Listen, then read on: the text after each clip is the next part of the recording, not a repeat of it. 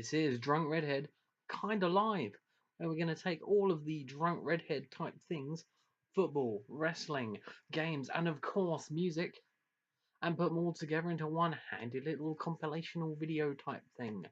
And to start off this Kinda Live theme, here is some music that's live from the Barfly. Bad Sign. Well, live, kinda, because it was 2014. There you go.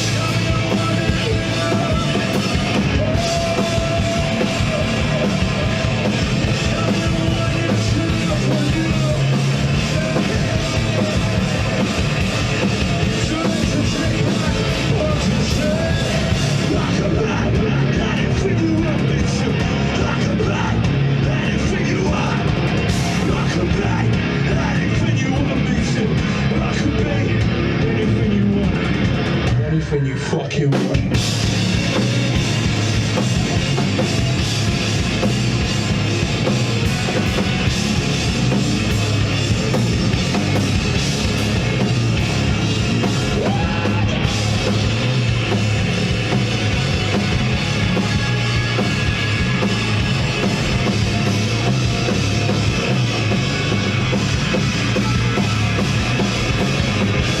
Cheers.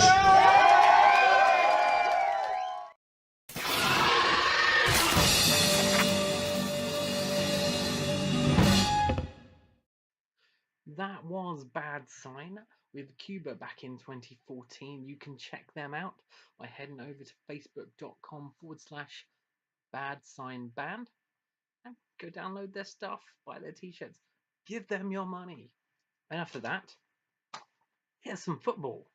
And really, as we're just poking our finger into the Premier League now, it started last week with a lovely, memorable 4-3 win for the mighty Reds of Liverpool over the dirty scumbags of Arsenal. Objectively speaking, that is. Obviously, if you're an Arsenal fan, unlucky. Thought I'd give my predictions for the season, as it's the first one, and the season's just started. So here we go. I'll give you the Championship first, who I think's coming up to the Premier League. First place, Newcastle, despite them being really shit at the moment. Second place, Sheffield Wednesday. I think they'll come up. And fighting out for that playoff place will be Norwich, Forest and Wolves, I reckon. Probably throw Brighton in there too. I'm hoping Nottingham Forest go up though. It's about time. Now, moving on to the Premier League. Now, well, research and preparation, you see. I reckon it's going to be City winning the league, just like everyone else thinks, because they've got Pep Guardiola and lots of good players. Not much else you can do. I reckon Jose is going to take Man U to second. Chelsea are going to buy their way to third place like they always do. And then fourth place, the mighty Reds. That's right, I think Arsenal will drop out of the top four for the first time in million years. And then sixth place will be fought over between Spurs and West Ham. Hopefully West Ham, because I want to see them do well, especially in the nice new stadium. Got to sell out those tickets. A couple of teams close to my heart, Leicester City and Crystal Palace. I'm going to put them down as 9th and 10th respectively. I know Leicester were champions last season, but they've lost N'Golo Kante, and unfortunately, in reality, that means you go down the table. Apparently, I heard. Hopefully, Mendy will be an adequate replacement as they enter the Champions League. Relegation-wise, I'm going to go with Swansea, who've lost their best defender and a couple of their other best players. So even though they've signed a couple of Spanish strikers, that means nothing when you've got a shit defence. And Hull, because everyone else thinks they're going to go down. And then the third relegation spot I've got as a toss-up between Watford, Sunderland and Burnley. I'll let you guys decide, or I'll let them decide at the end of the season. One other prediction, League Cup, I'm going with Liverpool or Palace. Simple as. One final word on the football. 89 million is far too much for Paul Pogba. Simply put, I don't care.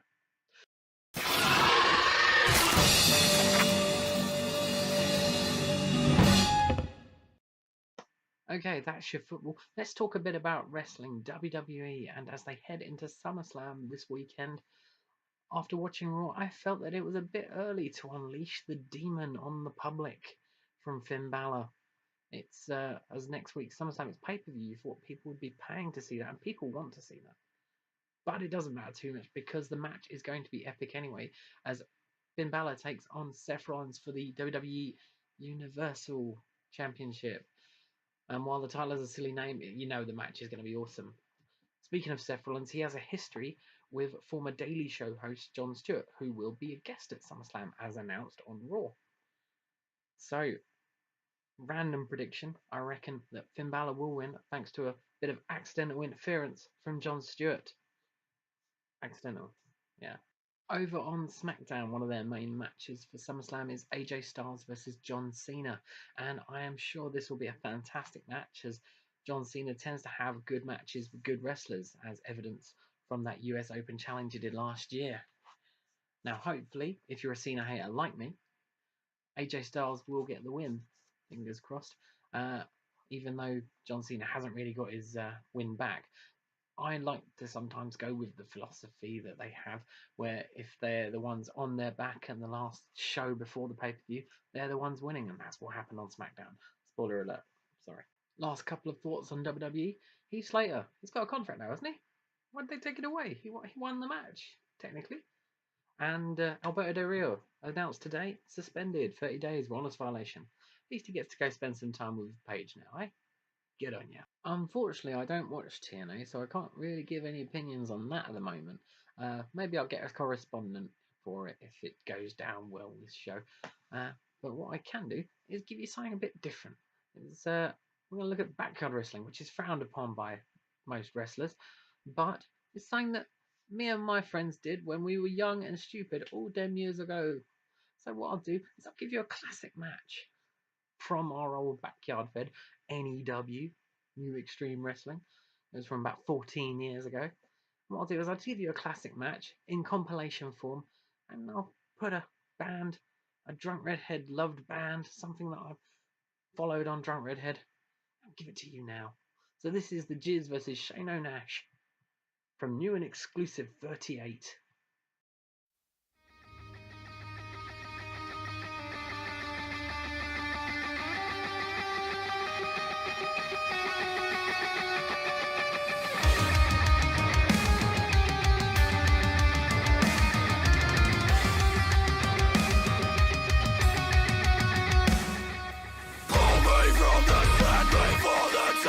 Comes in and washes away my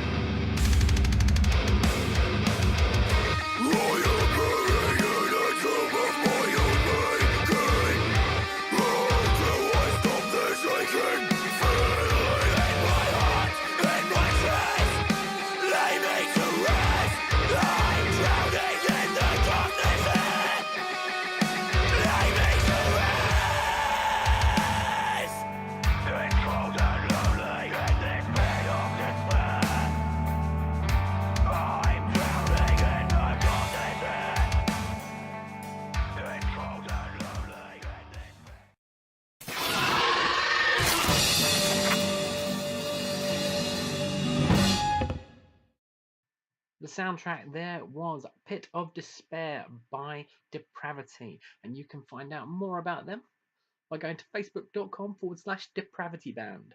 Head over to the Bandcamp for the links, download their Glass City EP, which that song is taken from. It is awesome. Do it now. Just a quick word on the Olympics, which we are elbow deep in at the moment. And there have been many highlights, not namely all the British gold medals. Can't beat a bit of British gold. You've also had that dirty, murky green pool that the divers and the water polo people got stuck into. But my highlight at the moment has to be Kiribati weightlifter David Kataatau from the men's 105 kilogram weightlifting. Oh, despite coming last out of all the people that actually finished the event, when he made his lifts, he squealed in delight, literally. It was fantastic. And then crazy, awesome dance moves afterwards where he was like, you can't beat that.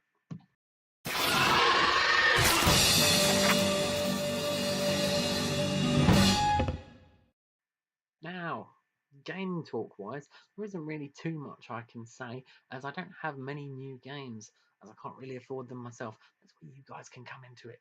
Click the adverts. Just don't tell YouTube I told you, but click the adverts because I could get paid because of it. But I might as well say a few things about No Man's Sky, which has come out recently on PS4. It looks fucking amazing. Being able to travel from planet to planet to planet to planet to planet with an infinite amount of planets, depending on how many people play the game. Fucking genius. So that game could go on forever, couldn't it? Another game that I do play a lot is Fallout 4. And they've just released the trailer for Nuka World, the final DLC, the 6th DLC. There's been a lot of DLC, and I've played pretty much all of it. But that trailer looks awesome, as it lets you into an old abandoned theme park with roller coasters and stuff like that. Discos with ghouls running around. It's kind of amazing. And speaking of Fallout 4 and how the internet is basically lists and cats and porn, I've made a list. Top 5, well, not top 5, 5 great things about something I've done on the Xbox recently.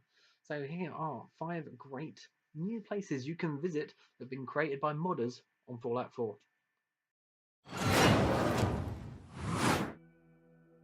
The Minecraft dimension.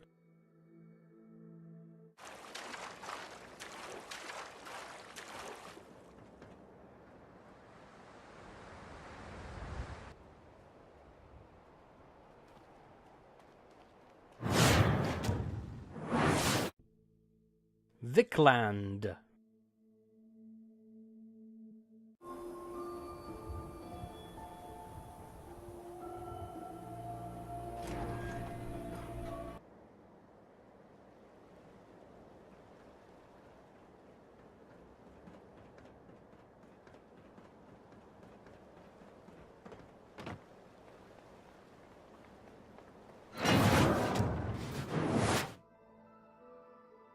The Murphy Wildlands.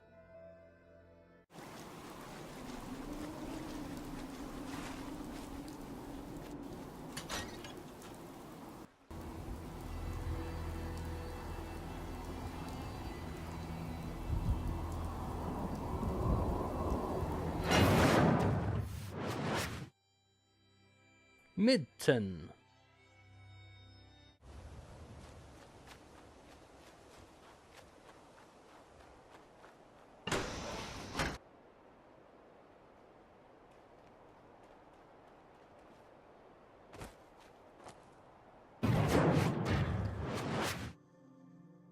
The Cheat Room.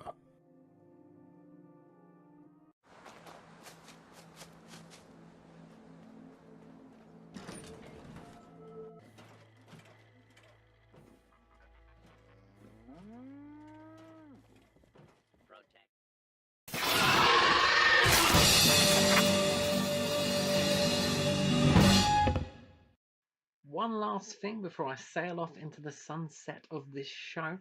and that's to give you some music recommendation. It's like a review, but there's a lot less effort involved because I hate writing reviews.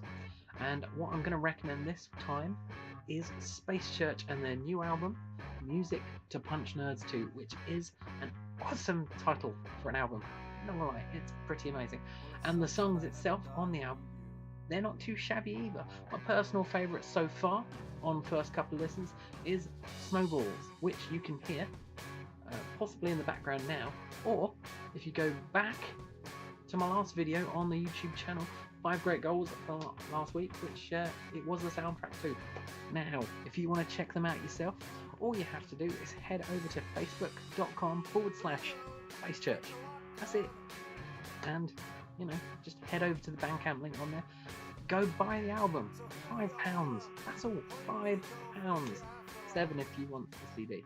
But, it's all good. Give them your money. They deserve it. And that's it for this edition of Drunk Redhead Kinda Live. Will there be a second edition? I don't know. Maybe. Hopefully. Fingers crossed. Sometimes I just do things because I like doing them. But I will leave you with a bit of music. A bit more kinda live music. And because it's the first one, I'm going to force my old band on you. It's me, myself, and your mum covering Respect by Aretha Franklin back at Croydon Clock Tower in 2008. Until next time, bye!